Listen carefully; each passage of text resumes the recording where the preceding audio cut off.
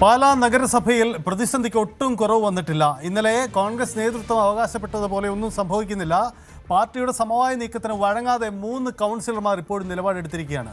ബിജു മാത്യൂസ് ഉൾപ്പെടെ 3 പേരാണ് സമവായ ഫോർമുലയിലും ഇടഞ്ഞു നിൽക്കുന്നത്. ബിജു മാത്യൂസ്, ടോണി തൈപ്പറമ്പിൽ, ലിസിക്കുട്ടി എന്നിവരാണ് മുൻ നിലപാടിൽ ഉറച്ചു നിൽക്കുന്നത്. സ്വതന്ത്ര മുന്നണിയുമായുള്ള തർക്കം പരിഹരിച്ചു എന്നതായിരുന്നു കോൺഗ്രസിന്റെ അവകാശവാദം. എന്നാൽ പാർട്ടി നിലപാട് അംഗീകരിച്ചില്ലെങ്കിൽ കടുത്ത നടപടിയെടുക്കുമെന്ന് കോൺഗ്രസും പറയുന്നു. കോൺഗ്രസിന്റെ ഫോർമുല സ്വതന്ത്ര മുന്നണി നേരത്തെ അംഗീകരിക്കുകയും ചെയ്തിരുന്നു. എന്തായാലും ഈ ഭരണ പ്രതിസന്ധി തുടരുകയാണ്. ശ്രീജിത്ത് ചേരുന്നു. ശ്രീജിത്ത്, ഇന്നലെ ജില്ലാ കോൺഗ്രസ് നേതൃത്വം മാധ്യമങ്ങളെ കാണുമ്പോഴും പറഞ്ഞ ഒരു കാര്യം, ഞങ്ങളുടെ ഇപ്പോൾ എടുത്തേക്കുന്ന ഫോർമുല ഞങ്ങളുടെ കൗൺസിലർമാരും അംഗീകരിച്ചേക്കുമെന്ന പ്രതീക്ഷയാണ് പങ്കുവച്ചത്. പക്ഷേ അവർ അംഗീകരിച്ചിട്ടില്ല എന്നാണ് സാഹചര്യം. അങ്ങനെയെങ്കിൽ ഇപ്പോഴത്തെ അവസ്ഥ എന്താണ്? കടുത്ത പ്രതിസന്ധിയാണോ മുന്നിൽ?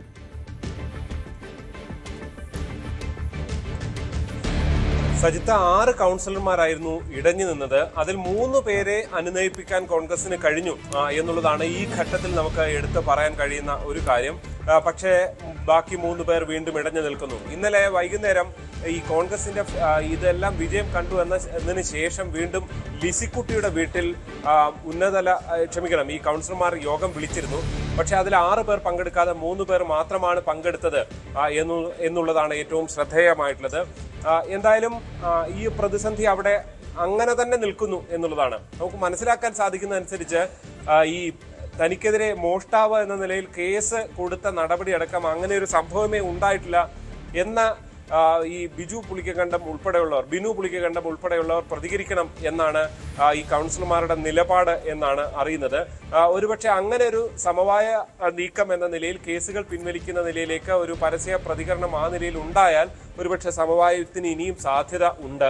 തൊട്ടിപ്പുറത്ത് ബിനുവും സമാനമായ പരാതിയുണ്ട്. കാരണം ബിനു അക്രമം നടത്തി, കയ്യേറ്റ ശ്രമം നടത്തി, അങ്ങനെ ഇറങ്ങി ഓടുകയായിരുന്നു എന്നുള്ളതാണ് ഈ ബിജു മാത്യൂസ് ആരോപിച്ചിരുന്നത്. പക്ഷേ ബിനു ഒപ്പം തന്നെ അവിടെ ഉണ്ടായിരുന്ന ജോസഫ് ഗ്രൂപ്പ് കൗൺസിലർമാർ ഇവരൊക്കെ ഈ സംഭവത്തെ ആ നിലയിൽ ഉണ്ടായിട്ടില്ല. വാക്കുതർക്കം ഉണ്ടായിട്ടുണ്ട് എന്നുള്ളത് ശരിയാണ്. പക്ഷേ കയ്യേറ്റ ശ്രമം എന്ന കാര്യത്തെ ജോസഫ് ഗ്രൂപ്പ് കൗൺസിലർമാർ തള്ളുകയാണ് ഫലത്തിൽ ചെയ്തത്. പക്ഷേ ബിനുവിനെതിരെ കേസ് കൊടുക്കുകയും കേസെടുക്കുകയും ഒക്കെ ചെയ്ത സാഹചര്യം ഉണ്ടായിരുന്നു. അതുകൊണ്ട് തന്നെ ബിജു മാത്യൂസും ഒരുപക്ഷെ മാപ്പ് പറയണം എന്ന ആവശ്യം ബിനുവിന്റെ ഭാഗത്തു നിന്ന് ഉണ്ടാകാനുള്ള സാധ്യതയുണ്ട്. അങ്ങനെ 2 കേസുകളും ഒരുപക്ഷെ പിൻവലിക്കപ്പെട്ടാൽ വീണ്ടും സമവായത്തിന്റെ സാധ്യതകൾ ഉരുത്തിരിയാനാണ് സാധ്യത. പക്ഷെ പിന്നെയും കോൺഗ്രസ് ഈ സമവായ ഫോർമുലയൊക്കെ വെച്ച ശേഷവും ഈ ബിജു മാത്യൂസ് ഉൾപ്പെടെയുള്ളവർ ഉടക്കി നിൽക്കുന്നതിന് പിന്നിൽ വ്യക്തമായ ലക്ഷ്യങ്ങൾ അവർക്കുണ്ട്. ഒരുപക്ഷെ കേരള കോൺഗ്രസ് എമ്മുമായി ചേർന്ന് നിന്നുകൊണ്ട് ഒരു സമാന്തര നീക്കത്തിനുള്ള ശ്രമമാണോ എന്ന് കോൺഗ്രസ് സംശയിക്കുന്നുണ്ട്. പക്ഷെ അങ്ങനെ ഉണ്ടായാൽ ഒരു സംശയവുമില്ലാതെ അച്ചടക്ക നടപടി ഉണ്ടാകും എന്നുള്ളതാണ് അവർ വ്യക്തമാക്കുകയും ചെയ്യുന്നത്.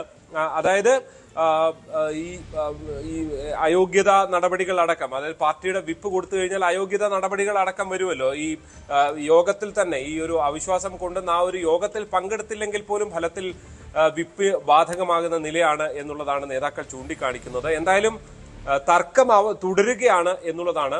ഇപ്പൊ പുതിയ സമവായ ഫോർമുലയെല്ലാം കാര്യമായി ഉണ്ടാകുന്നു. സ്വതന്ത്ര മുന്നണി വഴങ്ങുന്നു. പ്രത്യേകിച്ച് ഈ ജൂലൈ മുതൽ ബിനു പുളിക്കകണ്ടമായിരുന്നു, അല്ലെങ്കിൽ സ്വതന്ത്ര മുന്നണിയുടെ ആളായിരുന്നു വൈസ് ചെയർമാൻ ആകേണ്ടത്. പക്ഷേ ആ കോൺഗ്രസിന്റെ സമ്മർദ്ദത്തിന് അവർ വഴങ്ങുന്നു. ഈ അവസാന വട്ടം മതി, ഞങ്ങൾക്ക് 2.5 വർഷം മതി വൈസ് ചെയർമാൻ സ്ഥാനം എന്ന നിലയിലേക്ക് അവർ എത്തുന്നു.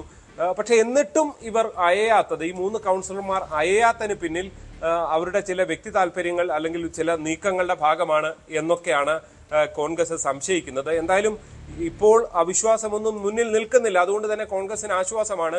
ഇനി ഒരുപക്ഷെ 28-ന് ശേഷമൊക്കെ ആയിരിക്കും ഒരുപക്ഷെ അങ്ങനൊരു അവിശ്വാസ നീക്കമൊക്കെ ഉണ്ടാകുകയാണെങ്കിൽ തന്നെ സാധ്യത. അപ്പോൾ സമയമുണ്ട് എന്നുള്ളത് കോൺഗ്രസ് ചൂണ്ടിക്കാണിക്കുകയാണ്.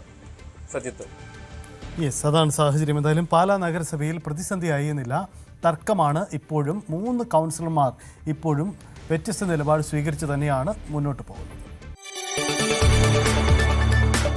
കൂടുതൽ വാർത്തകൾക്ക് News 18 Keralam YouTube channel subscribe ചെയ്യുക.